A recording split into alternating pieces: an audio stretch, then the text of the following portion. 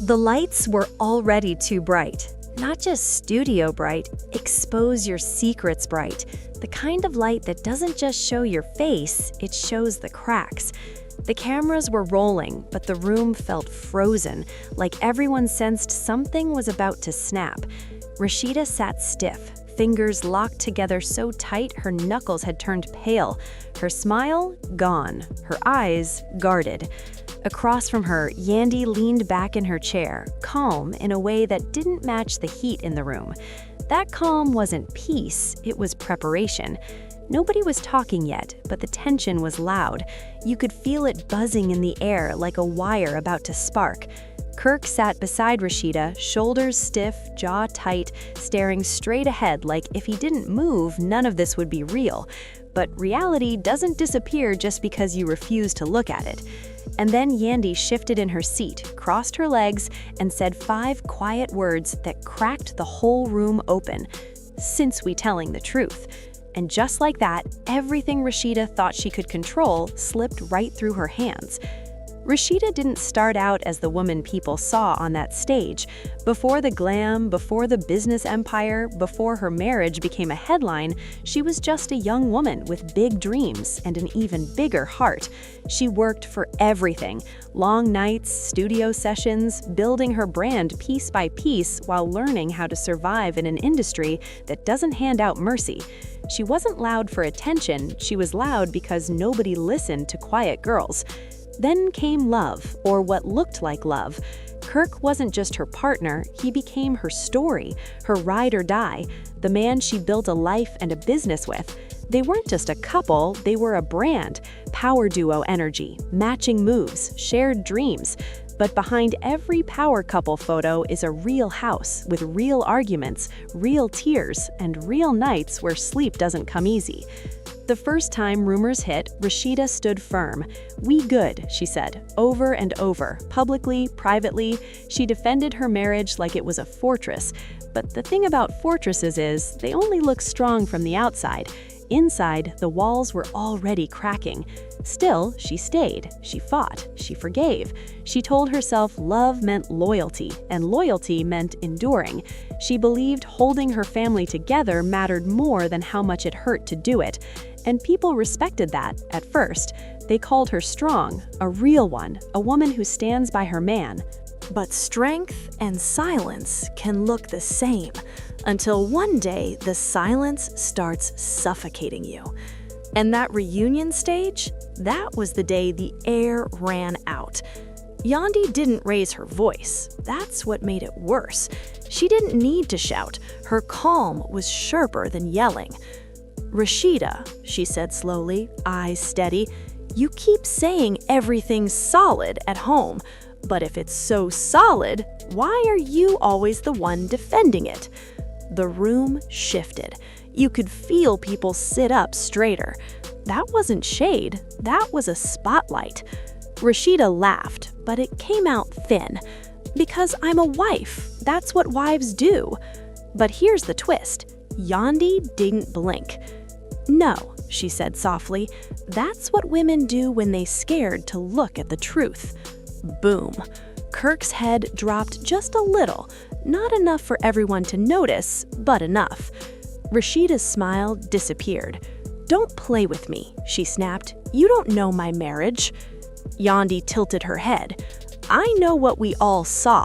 I know what you cried about off camera, and I know you keep fighting women harder than you ever fight him."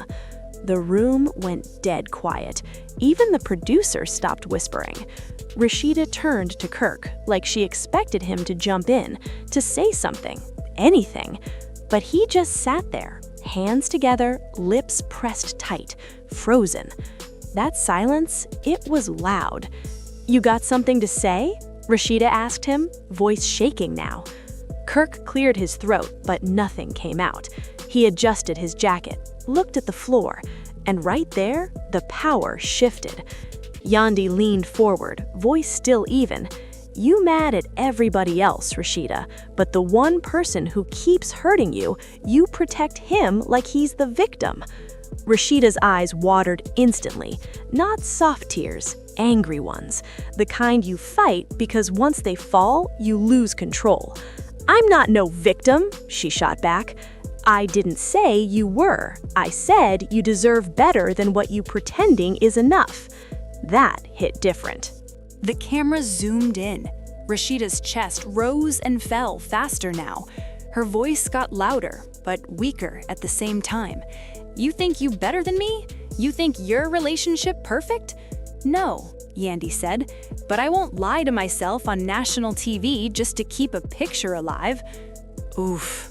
Rasheeda looked like she'd been slapped. She turned to Kirk again, almost desperate. "Say something. Tell her she wrong." Kirk finally spoke, barely above a mumble. "Let's just calm down." Calm down. Those two words broke her, because calm down is what you say when you don't want the truth getting louder. Rasheeda's tears spilled over. "I held this family together," she cried. "I held everything together." "And you tired," Yandy said gently. Not mean, not loud, just real. That's when Rasheeda stopped arguing. Her shoulders dropped, like the fight drained out of her all at once. She covered her face, shaking her head. "I just wanted it to work," she whispered. And suddenly, this wasn't reality TV drama anymore. This was a woman admitting she'd been surviving, not living. The emotional weight hit hard, not just for her, for everyone watching, because people saw themselves in that moment, staying too long, explaining someone else's behavior, calling pain commitment, calling silence strength.